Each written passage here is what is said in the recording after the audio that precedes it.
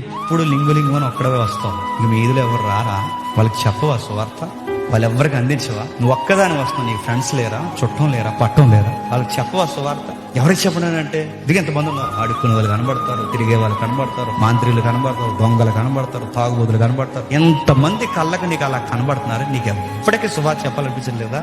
చెప్పాలనిపించట్లేదంటే నీళ్ళు ఎవరు లేరు చెప్పు. పరిశుధాత్మ చెప్పాలి అనిపిస్తుందంటే నీళ్ళు ఎవరు ఉంటారు చెప్పు. పరిశుధాత్మ ఉంటారు. నీకు దారిలో ఎవరైనా లిఫ్ట్ ఇచ్చినా మొదలెట్టచ్చు తెలుసా? లిఫ్ట్ ఇచ్చేవనుకో, ఏ ఊరు, ఏం చేస్తుంటావు, బిజినెస్ ఏంటి, ఏమైనా వ్యాపార లావాదేవీలు ఉన్నాయా, నాకు కూడా చెప్పు. ఇది అడక్కో. మాట్లాడుతున్నప్పుడు చాలా మంది బాధలు చెప్పుకుంటారు. ఎందుకంటే మనిషికి బుద్ధి ఉంటుంది.